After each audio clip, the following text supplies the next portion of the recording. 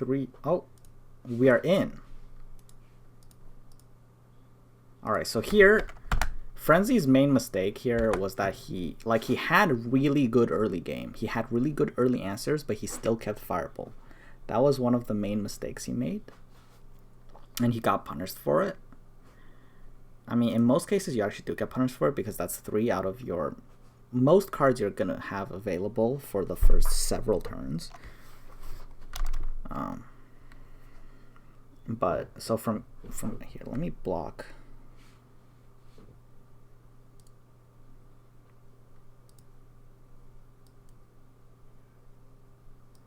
Wait, are you shitting me? Never mind, I can't block it. Microsoft Edge can't seem to keep full screen options open if you have anything else. Anyways, I mean, this actually would have been, like if he didn't keep the Firebolt, it might not have been as bad, but yeah, overall it was unlucky draws. This is it on YouTube? Wait, it might actually work if I open it on YouTube.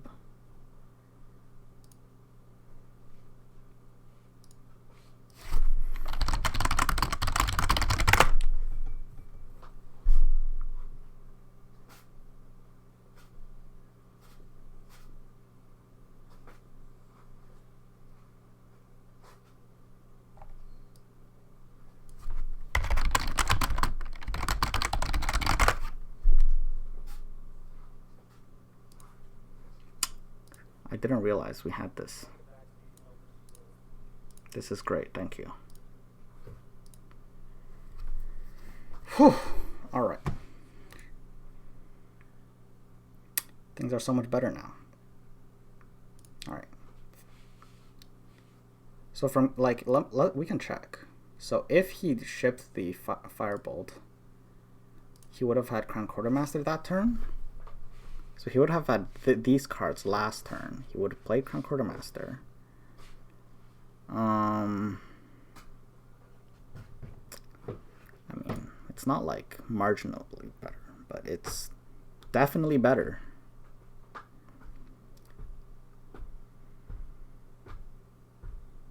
But yeah, like there's not much you can do with this hand. This is, he took the gamble, which was like his only out at this point. And it didn't pay off because it was telegraphed. You had to hope that he was hoping Boom's Life had like no interaction. Boom's Life plays around it.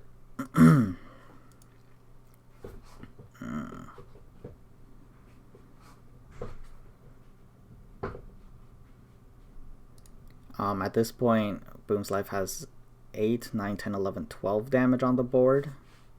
I think it's probably just Skaven, Cunning Ally. It doesn't feel good, but I think it's what you have to do.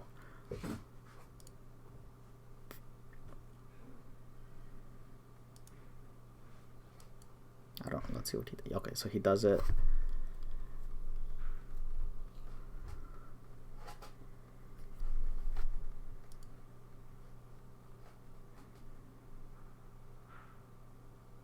Cultist.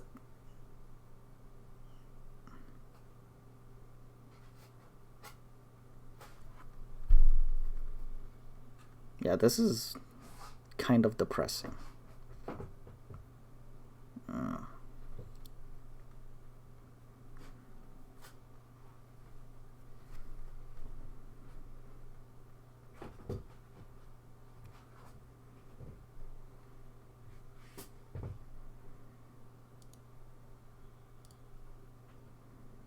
So you definitely have the dagger here. You're left with up to 6 mana.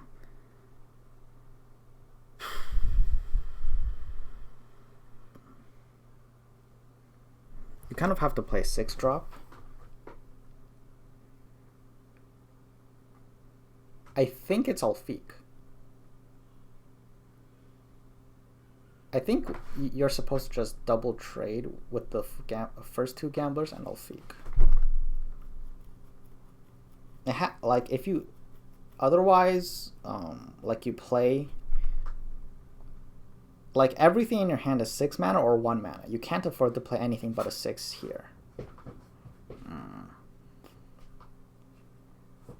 And Ulfik actually blocks both the most damage and sets up the most things for you to do in the future.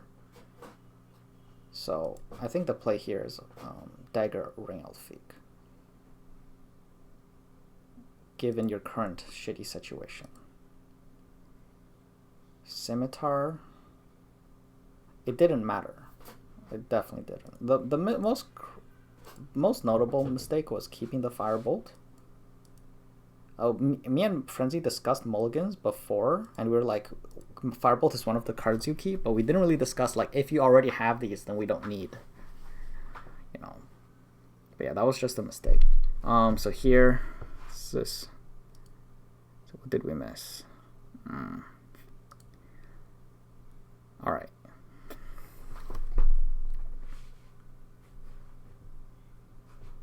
So yeah, this feels a little bad. You kind of have to just take it though.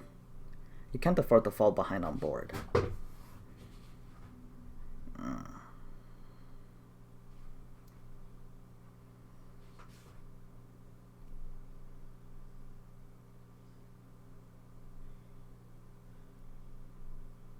So here he's basically debating going face and playing Cultist Shadow, or trading and playing Cultist Field on Boom's left side, which he takes, as we saw, Cultist Field. And obviously, Frenzy only has one play. It would have been much better for Frenzy if he had the Skin Hound one card higher, because he wouldn't have had to trade in and his ring charge. That ring charge was pretty big. And then you could have the extra attack power on the Unday to trade into other things.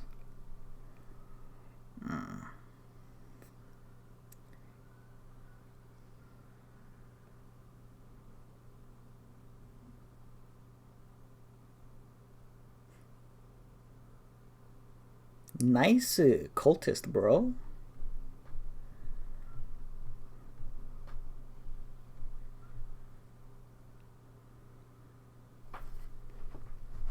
Alright, I'm just going to speed it up and then pause it.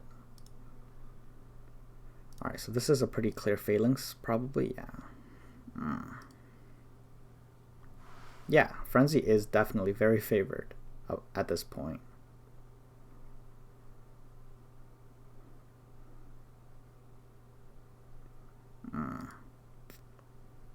So the fact that he had to burn the ring charge early instead of having 2-drop hurt, but like not unmanageably so.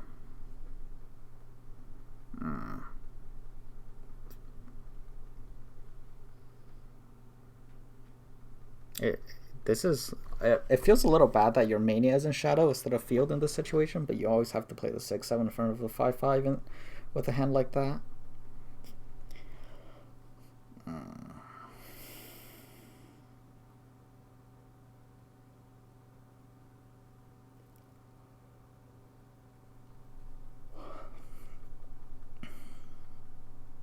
Welcome back, Mary. So, like, you know that the only card in your hand you can afford to play next turn, if you burn that ring charge on Thaden, is Skin Hound. But it is also, you also have a very high chance of drawing something that will help saturate your Magicka. And it's just so good anyway. Yeah. That Varen draw was very... Like, Varen is so much better when it has guard. Like... This game is so over.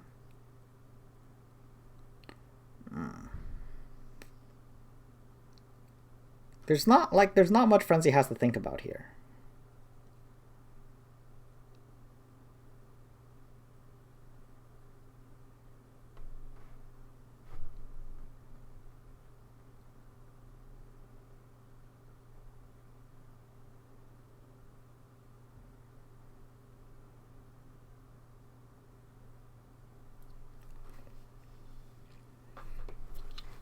Like, this Battle Mace is the only way he gets there, but it's not even good because it gets answered easily as well. Thane Colarius?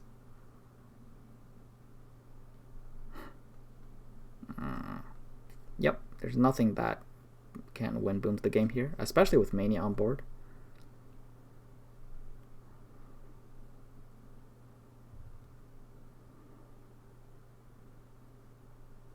I would go for the Lazar Alfik, Lazar Mighty Conjuring Shadow. Yeah. I don't think I would double trade. But it doesn't matter. But I wouldn't do it.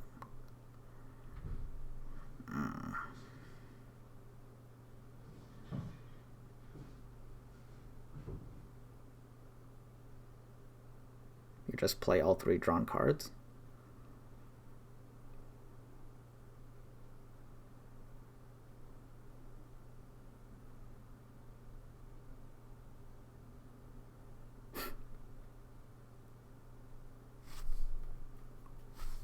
No, I disagree.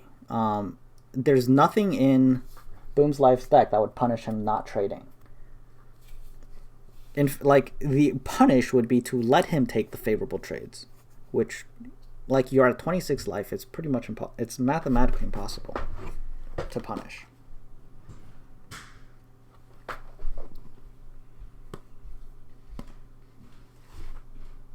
Like, Battle Mace, Sharpshooter, and Swift Strike wouldn't have punished that.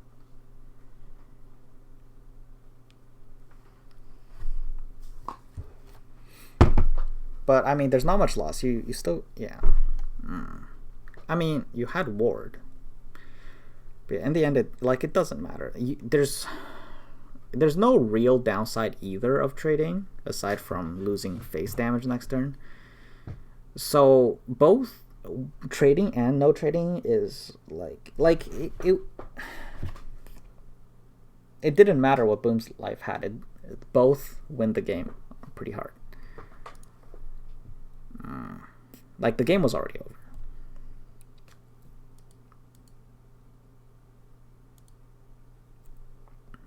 Okay, this game was pretty depressing. Yeah, I'm not sure what I'm going over. These are extremely straightforward. Well, I guess he went face kind of early. Taking this 4 is fine.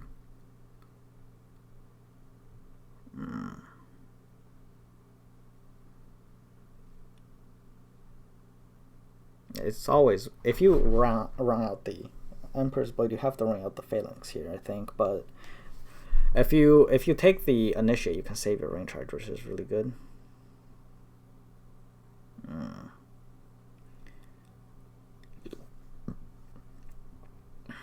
I think saving Rain Charge is kind of valuable here, because one of the major things about this matchup is that Boom's Life has 9 hard removal, and that Phalanx would have the Emperor's Blade was probably going to eat 1 regardless, whether you played the Phalanx or not, so that's a strong consideration. Top deck Thadden makes him want to not go face here. I think that's completely fine. The main thing here is that, like, he has to actually top deck into what he wants. At the same time, though, you can also say that Boom's Life has, like, 8 cards anyway, so if you go face, it's, like, whatever. Here, I could even... Okay, so here, this turn's a little interesting.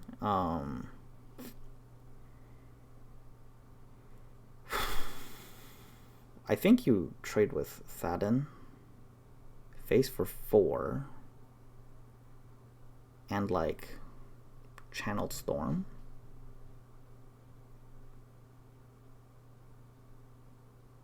Initiate. Probably. But yeah, there was a strong consideration to still go face despite having Thadden last turn. You kind of want to strain Boom's Life Magicka more than you want to do his cards when you want to be both the aggressor and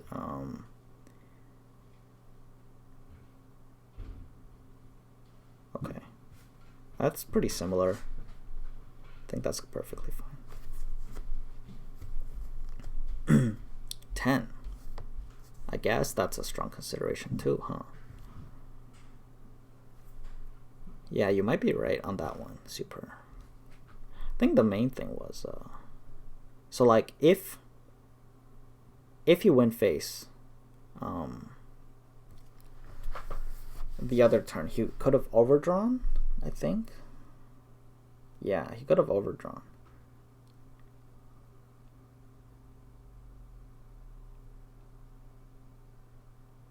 So if he went with Channeled Storm Initiate, then he would have triggered Mania this turn. Now he has to. Now this is really hard because you have to worry about both Ice Storm and Dawn's Wrath. And then if I remember correctly,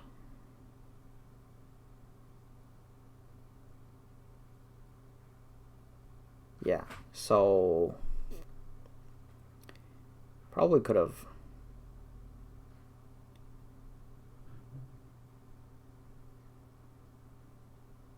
Here, I think you might have the Mighty Conjuring and hope for like Storm Mattress. In this scenario, Storm Mattress is not that much worse than Lava Atro. Yeah, I think I would have too.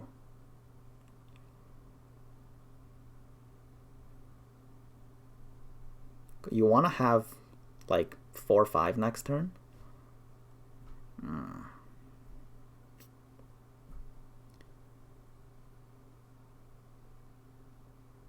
Well, not just the 6 damage face though, right? It's he could have win face here when he plays that in. He would have hit a Prophecy, so he would have win face for 4 Prophecy, gets hit for 4 here, plays that in, and then that's it. Boomslife might have played Ice Storm. Sets up for Bolt, and Channeled Storm here. He'd be at 22. Yeah,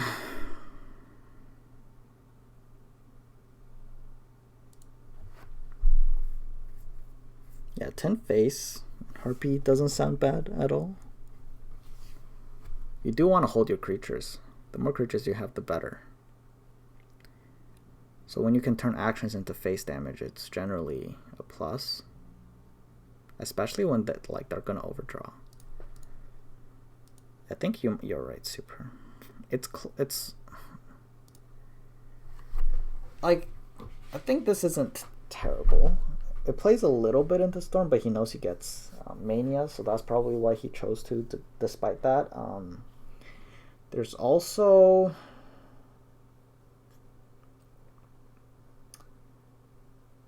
yeah.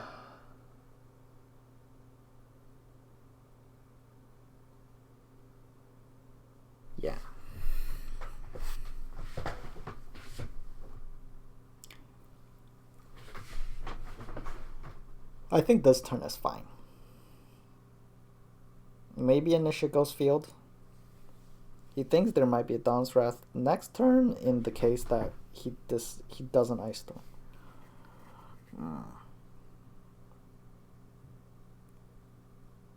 Yeah.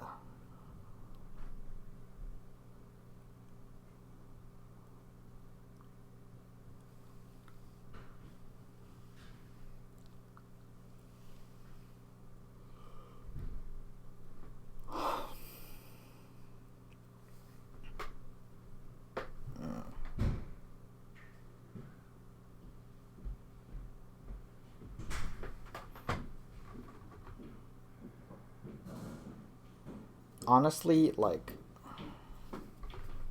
yeah.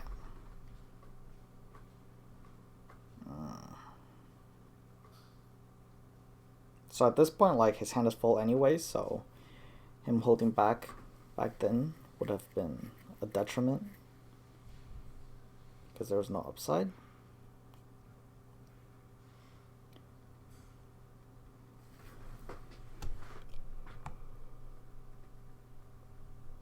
He could have used some moose.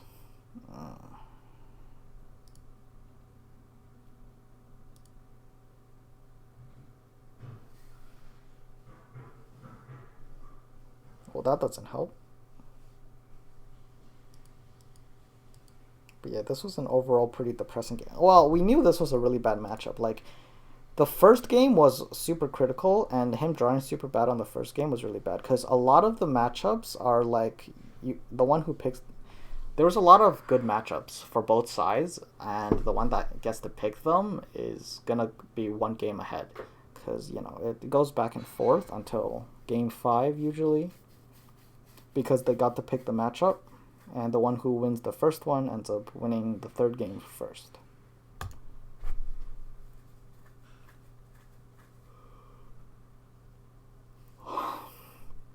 So that brick on Battle Mage had a huge influence on the series.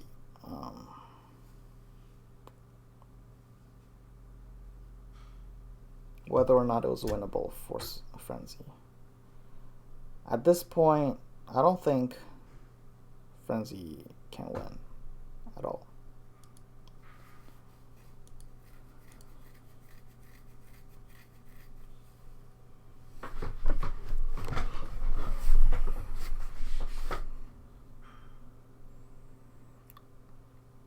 I mean, I think there's a world where you actually just steal Marak. I mean, he's gonna still die to the Dawn's Wrath, but you can't play like you know that.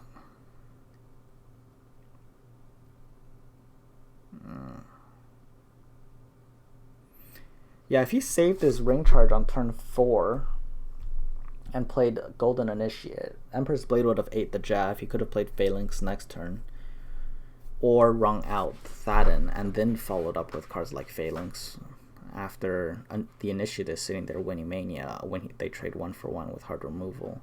That would have been a good result as well.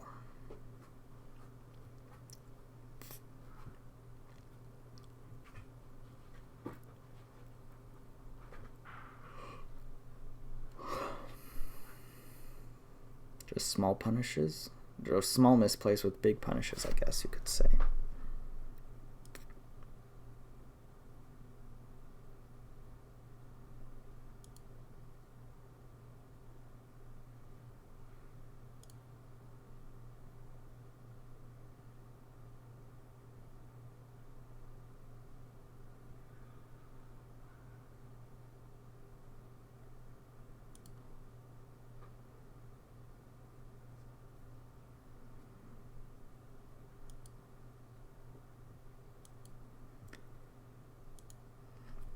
So it goes back and forth, as you can see.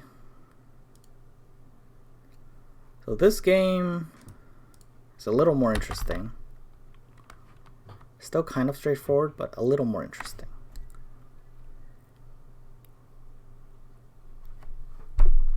He chooses not to ring out the Tree Minder. That's perfectly fine because he has nothing to ramp into.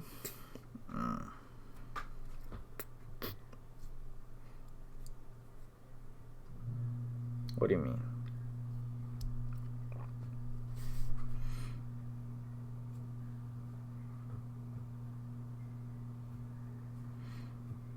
So, Wardcrafter Shadow trade, pass.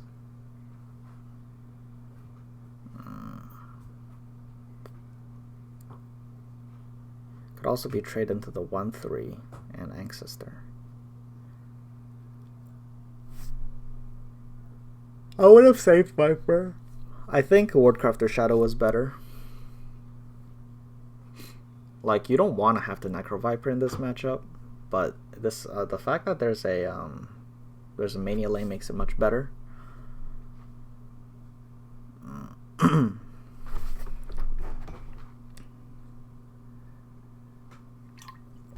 Wardcrafter trade or Wardcrafter bump, and then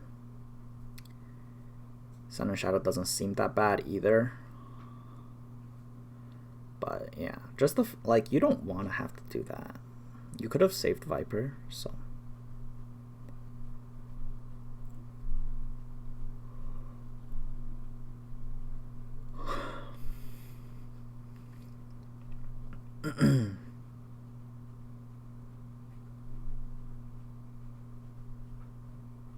Not Darkfire Seducer? When is it? What does he do instead? What? What are you scared of happening here? There's not going to be an uprising. Well, those choices from Boom's Life is interesting too. I guess he wants to set up Dons. I don't know. You can Hist Mage here really safely. The earlier you play Hist Mage, the better. You want his attack to go up and be able to make it hard to trade into.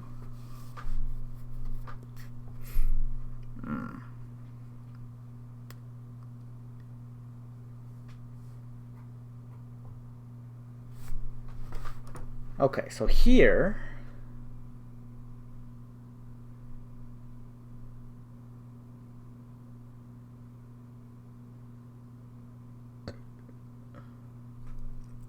I think you save Wardcrafter for Mentor's Ring.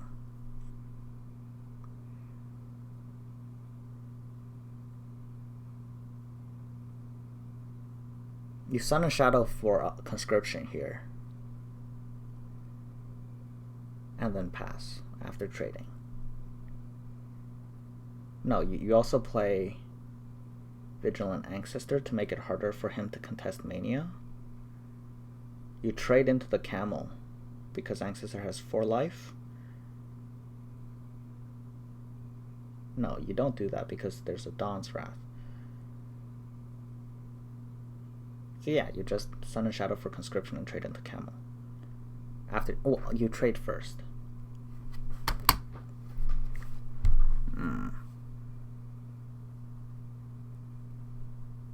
What do you mean? That is value. Trade eats 2 bodies is exactly what you want.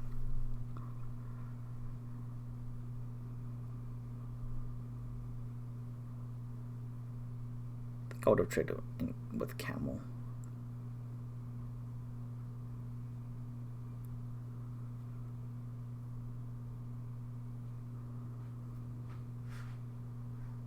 So he plays Darkfire.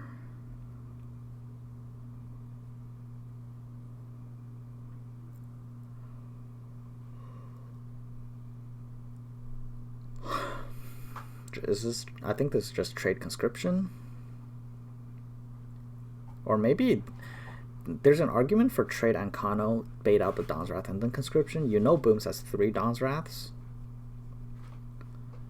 which means it's really likely for him to just Dawn's Wrath this. You missed the Thieves Guild, which was really unlucky here.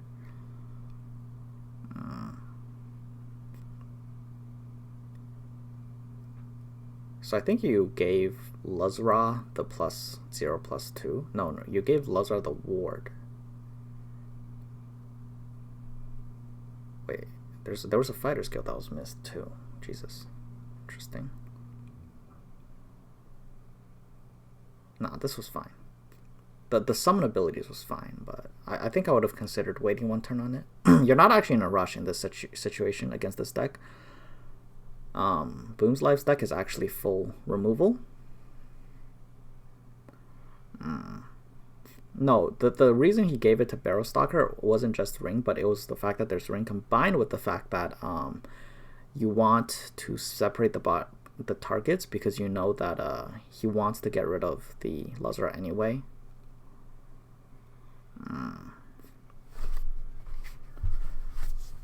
He actually didn't have to play the Hist Mage there. So this, I would just Abner the Camel. Easy.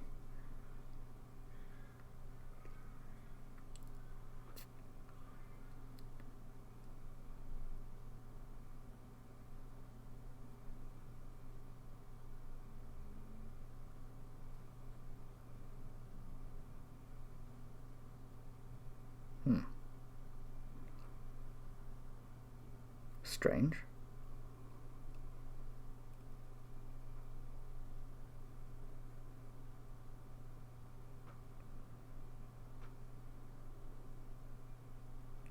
I guess he wants to make Mania. I think he's focusing on Mania with that play over getting the value of cards in his hand. Yeah, this is easy. Abner experiments.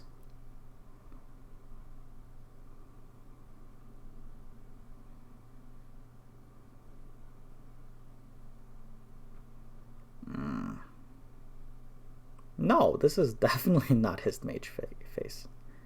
There's Mania lane that you 100% win. You never have to. So yeah, this was very direct. You trade in the Sankpit to play around Ice Storm. It's good. And you know you have Fighters Guild, Wardcraft, and Mentor's Ring. You're really happy to have that available to you in the near future.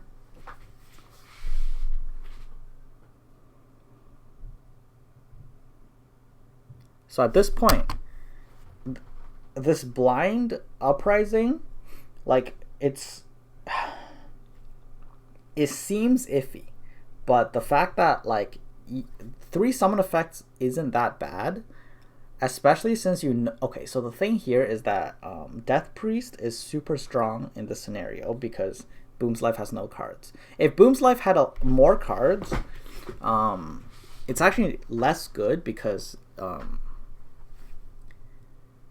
like even though it seems like them having more cards means they have a higher chance of having an expensive card, that's not actually how it works because well, technically you could say that, but in terms of percentage of their available resources, especially when there's a Mania lane, it really makes it impossible for them to fight for Mania. If they have, like, you know that they have 1 mummy, if they you know they have 2 mummies out of 3-4 cards, it's impossible for them to contest with Mania. And on top of that, like if they have a lot of cards, they're also likely to hold on to the expensive cards because they don't have the opportunity to play them. So you know that like him dragging it out to the point where he's out of cards, you know he probably still has the expensive cards because he already used all the cheaper cards on the more versatile turns where you had a lot of options. But now that you don't have as many options, you only have a few expensive cards left. And that's exactly what. Well, there was also the chance that Boom's Life bricked and he didn't find that, but in that case, like you'd miss on the Death Priest, but the resulting hand is the same.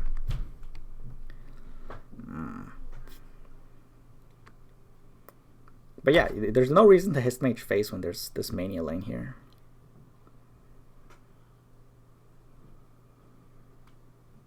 So even though Frenzy's hand isn't high value, like it doesn't draw that many cards, but just the Fighters Guild, Wardcraft, and Mentor's Ring is worth like 10 cards.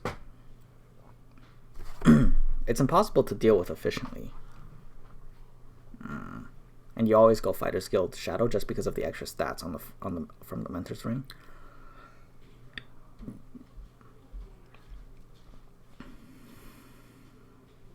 It's really sad that you can't like also get the lethal on the black hand summon effect.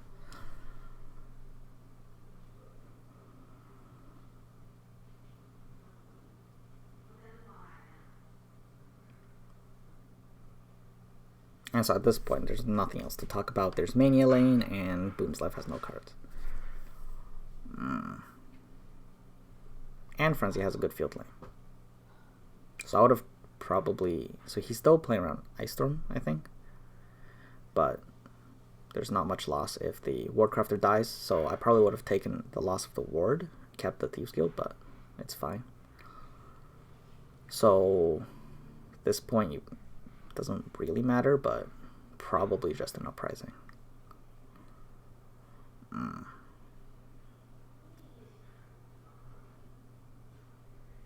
So you don't have to worry about Ice Storm. He would have to top deck it. It doesn't matter. No, you don't need to play Crafter Shadow because you already have Fighter's Guild Shadow. You don't have to worry about Dawn's Wrath that much.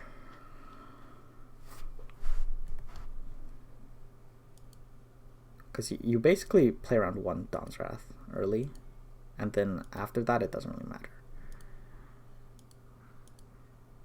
What did I miss something? Did he just play Tempo Skaven?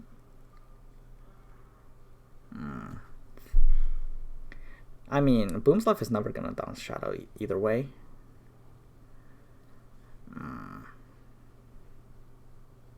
So you just want to make sure you can win field, because that Wardcrafter Shadow is just a 2 damage into the face. It's never gonna matter aside from that.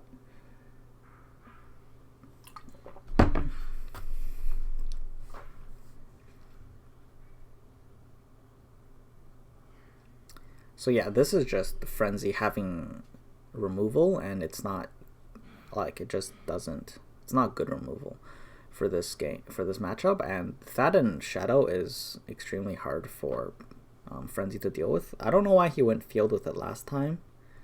That was one of his mistakes, but he either learned from it or he remembered this time. Because Telvanni can't deal with Shadow that well. It's not Tribunal with direct removal. Most of it comes from lethals and trading.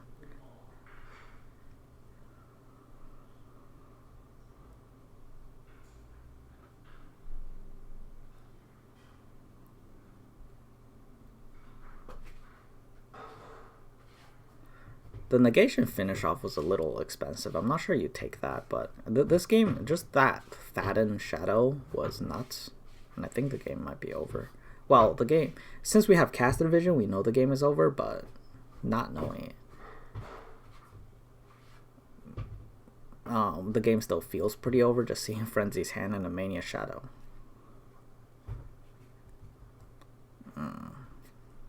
Is it winnable? Technically. Kind of have to pass. I might have considered Harpy Shadow last turn and then play finish off or something. Not sure about that rapid shot, but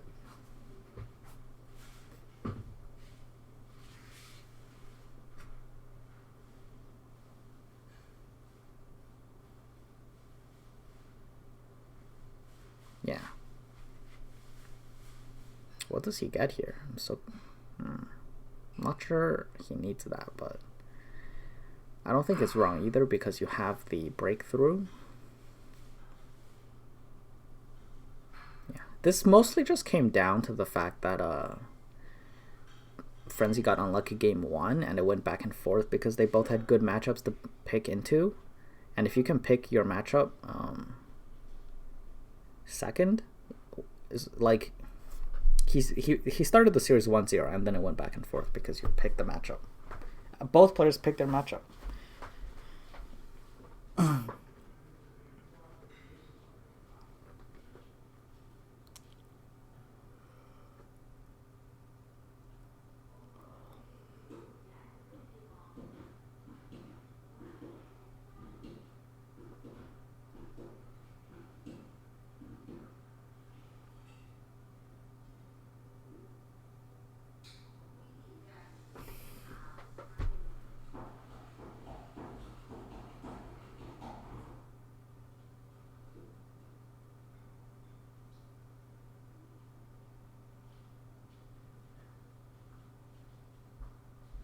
This has to be Encano on the belly and Harpy, I guess.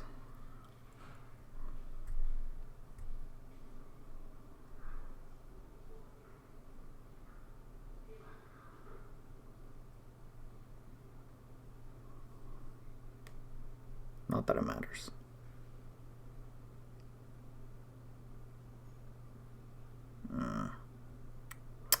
I believe so. He had lethal right here, and he didn't take it. I don't know why that fork bolt ever happened. That was trolling.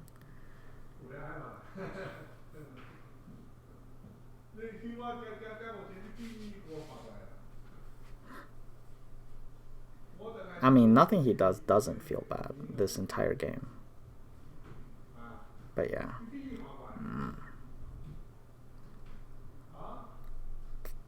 I don't know how you forget about improvised weapon rage when you're playing this deck. That's the entire thing you want from this deck.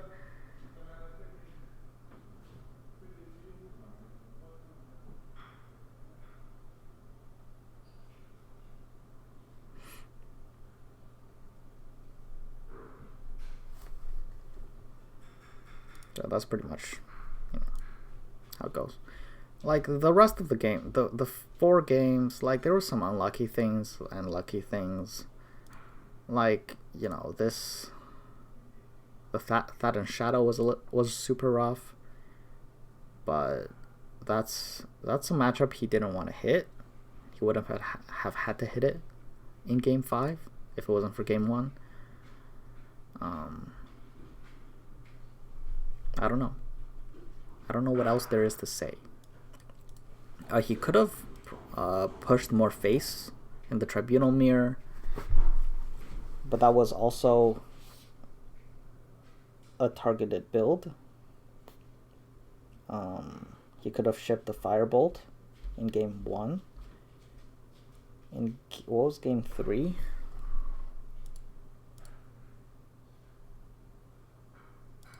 That was Game 3. Okay, so there was Tribunal versus Dagoth was him having decent draws, aside from turn 2.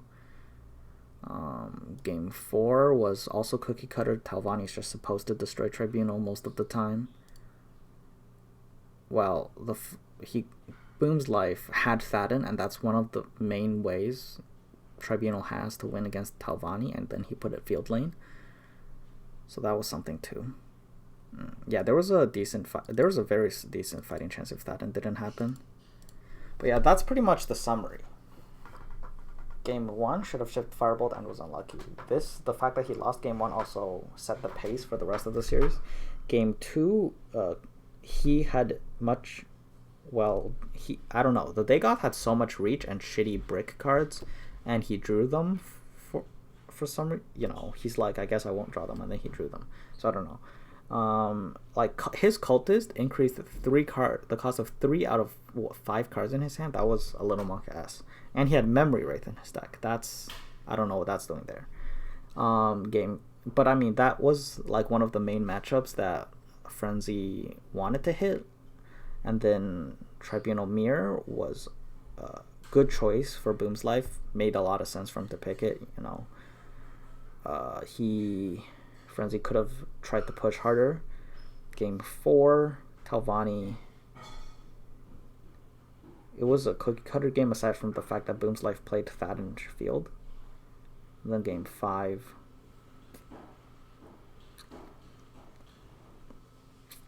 He had Thadden Shadow on turn 5. On turn 6. Yeah, that's it.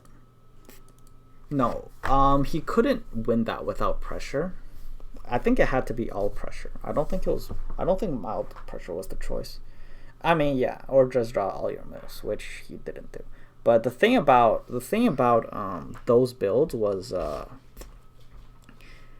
that build, Tribunal build, was meant to be just have big creatures, right? And Boom's Life deck was have all hard removal. He had all 9 hard. He had 3 cast into times and 3 Dawn's Wraths. So that was a little monk-ass.